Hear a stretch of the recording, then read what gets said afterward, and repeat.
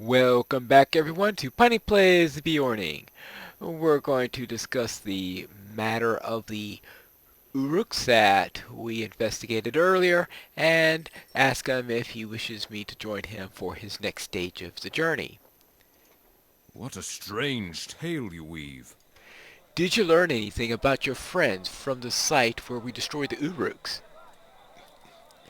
Yes, what a strange tale you weave. To think such peculiar things persist under the light of the sun in these days. Tell me when you are ready to depart, and my men will be ready. There are a few sites I wish to have visit on the way to Snowbourne, and from there we will go to Adoras. All right then. You are welcome to ride with my men and I on our southward road. But there is one place I have planned to stop before we reach Snowbourne. Have you heard of Wyrgende stone? Oh, I guess it's Wyrgende stones. Yes, Wyrgende. Have you heard of Wyrgende stone? It is involved in a tale of Rohan, and I am quite interested in seeing it again.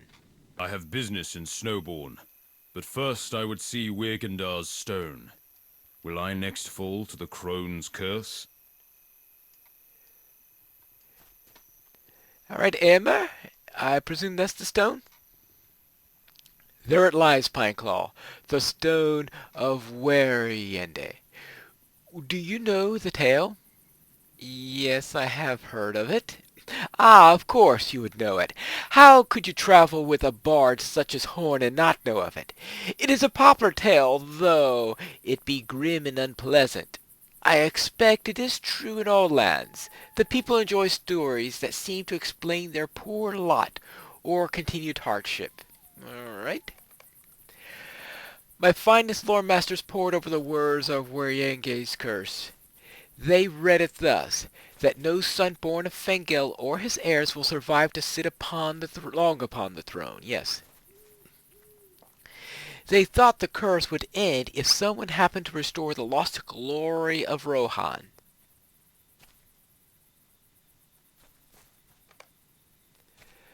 Alright, let's have a look at this. You see it is written in runes rather than in a clearer text because it is carved into stone, and stone is particularly good for runes because it's very angular in shape, which is why in English runes continued for several centuries on some stonework, several centuries later than, well, actually it never was released on paper. Alright, what do you need to do? It was thought for many years that Wyrgende's curse had already expired. My uncle's father, Thengo, lived in Gondor, and the lords of Rohan called a Witten and begged him to return to the Mark to take the throne. They said he was vigorous enough and would be such a good king that his reign was certain to end the curse. Indeed, Thengo lived long, and his son Theoden now has many years behind him. It seems now, with the death of Prince Theodred, that the curse merely slumbered. Perhaps it did not affect Thengel or my uncle because they were already born, or because they were not in the Rittermark when it was set. None but Wyrgende can know, and she is long dead. The curse that did not affect Thengel did affect his daughters, and few of their sons survived to reach adulthood. I am of the line of King Fengel, Pineclaw. Will the curse of Wyrgende now affect me? I am fated to die and Rohan to suffer? Will all seek to accomplish come to naught? An interesting question. What do you think about this, Cordon?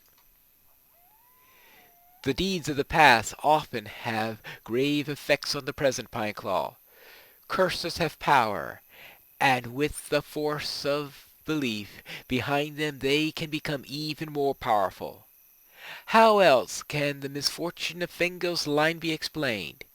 And how will knowledge of the curse affect Eomer's action now? The people of Rohan need him to be strong. He cannot cower in fear of Wyrgende's memory, or his people will suffer. And what do you say, Horn? You're the one who told me the story. I had been so certain the curse was broken, as had all of Rohan. What must it be like to labor underneath the shadow of such a thing, and never know when it will reveal its fangs?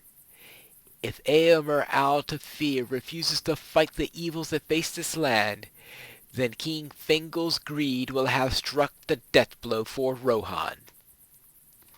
Ooh. We are under attack! Mount up and slay them. Alright, let's get this going. And I'm making sure that I do not go after everything at once, because whenever I did that, I die most horribly. Alright. I've always found this to be a particularly... Well, it doesn't help that you've got this scout here who insists on riding on the rocks. Alright, here we go. Because I've very often had probably gained too much of the attention of these scouts, and whenever you do that in this instance, no, you cannot fight all 6 of them at once. I can assure you of that. Oh, where is this guy? Alright, here we go. And here we go. Yeah, I can't even get into range for him. Alright, let's go. Yeah, it's very definitely a time for slash follow. Alright, let's see. And...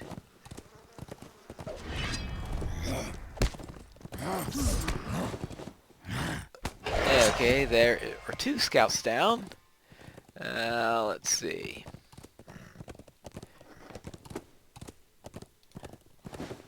Alright, let's see. Can I dash my way there? Oops! Of course he changes direction just as I set things up that way. Alright, here we go. Let me build up some... Actually, I got full wrath now. Alright, that's 3 down. And... where were we? Where are the rest? Where is everybody? Oops. Oh, I went... Oh, there we go. Okay, I was looking at the wrong stone. No wonder. That's the way this quest goes. Alright.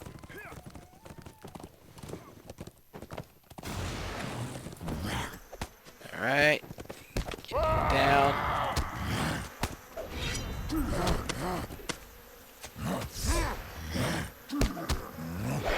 Alright, that's 4. Good. I gotta be careful now. I'm seeing my morale starting to dip a little bit.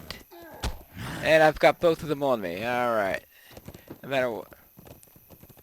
Oh, no wonder there are several. This is where it really gets tough when you have all this many on here. Alright. Let's get him there. What's going on? Oh, he's there. Okay.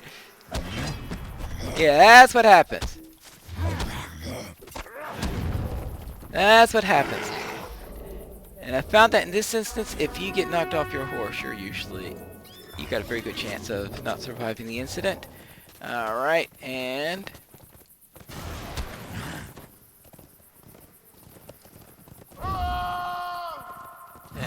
let's go. And there. Alright, that's 5. Good. I've got 2 more on me. Now, fortunately, I think it ends as soon as you kill the 6th.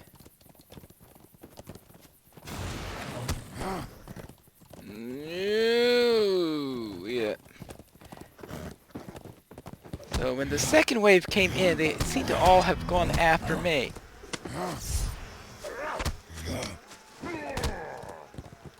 And that's what makes this instance so tough, in my opinion, is because now you've got six or... You can see it's because my horse is down again. Yeah, and there's no way I'm going to survive it. It happened again.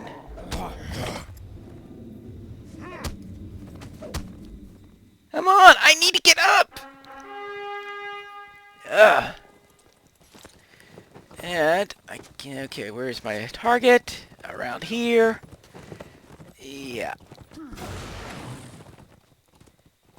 And, let's see.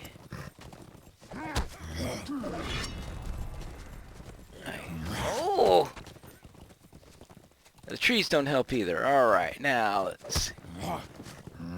Gotta get him quickly!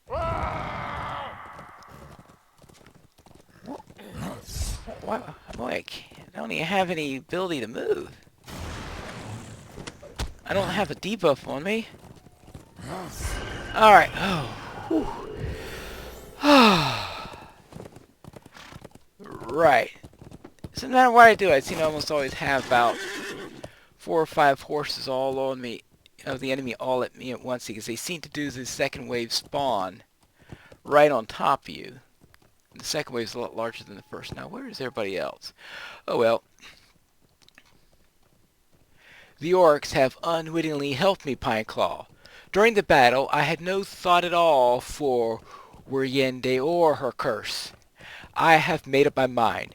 I will not allow the curse of Wyrgende to control my actions. I am my own man, Eomen's son, and I do not fear the memory of ill deeds done or vengeance sought. I will fight for the people of Rohan until I no longer can do so, and even then I will keep fighting. I have given Wyrgende the time I thought she was due, and now I put the stone behind me, and will think of it no more. Onward to Snowbourne! We are needed. Alright then. We are needed at Snowbourne. Let us not delay. Now, they return you right close to the stone here, into an area filled with enemies, such as this half-orc. Unfortunately, they're not mounted, so I have no trouble with them. It's a level 83 area. Yeah. Alright. Half-orcs of the East of it. Oh, that's my first half-orc? Alright. Anyway, here is... A scholar is here. And that he can tell you a few things about the stone. And Eomer's here. Thank you for your help, friend. I am glad to have you and your companions and as allies in the when danger strikes. Orcs and wargs are the type of danger I am not afraid to face. Threats of a more otherworldly nature, those I cannot abide. Still, Eomen's son will face such dangers with as bold a heart as he can manage, though bolder still with allies such as you at my side. I'm ready to continue our ride south to Snowbourne, if you are. Now the next quest is level 83. Okay, that's where it bumps to 83. I am ready to continue our ride south to Snowbourne, if you are. I ordered Reeve Fastred to empty his lands, sending his people across the Entwash, where they can be better defended. But he is young, and I fear foolish. I ride to see if he has obeyed my command. We will speak again in Snowbourne.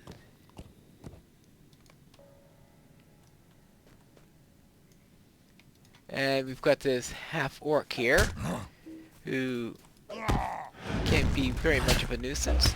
He's also very much a level 84. But as I said, on foot, Beorning can be... He certainly made me sweat. Alright. Now, where were we?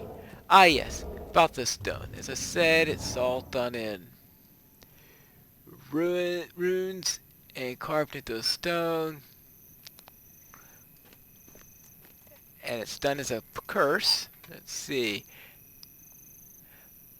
But it says, what can you tell me about this stone?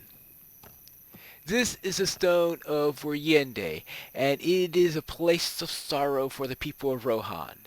The greed of King Fengel doomed his line, and the kingdom has languished in the years since it has crossed paths with the crone Wyrgende. The runes on the stone bear long study, and that is what I have given them. I see. So why are they so far up? There is much that is unusual with the old tales. That is a way of such things. Well, okay, I'll agree with that. And what does this inscription read? Now, we did hear it back when Horn told his tale. Oh, would you like to hear the curse of Wyrgende as it is written in the ruins? I have dedicated my life to the study of such things, and am pleased to share it with others. This is what it sounds like aloud. See. Hoodia fingo one ho yohoga ish zehate. Norong shall be silurion din yeginsie nan reaching din Reet Fatherkines long young bidi sail nan sunu shall on din stol seteth kingdom din crespis actual health or spouse Mithi Marses and Wellinges is Wyrgende. Okay, I think that's the first time I attempted to read this in the Old English version. Alright, I pondered on this for a while. The thing that's always got me about this particular poem is true about the Old English version as it is about the modern English version.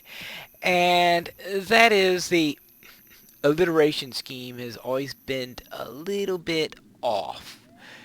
The translation again is feckless fingal fool I name thee, grief shall be the get thy greed. No lord of your line shall long live, upon thy seat no son shall settle. Kin and kingdom to craving hath killed, until the might of the mark is amended. And the thing that always caught me about this one is very often the last accent is alliterating with earlier parts of each of the lines, and that is very, very atypical in this type of poetry. I can only guess it's because it's a curse.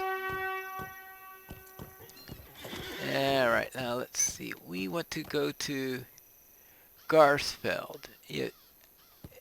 I think it's because of the nature of the curse, because a sort of must be breaking the rules of the poetry or something like that in order to show that breaking almost the rule of hospitality at the same time. Well, actually, the king broke the rules of hospitality, and the curse is actually to avenge that. All right. So let me figure out how to get into Garsfeld. And when we do that, we can finish off the episode. Well, that is it for today, so I will see you next time where we will help the people here at Garsfeld and see what we can do for them in order to then later on reach Snowborn and help the people of Rohan in general. But that is all for our next episode of Piney Plays The Beorning.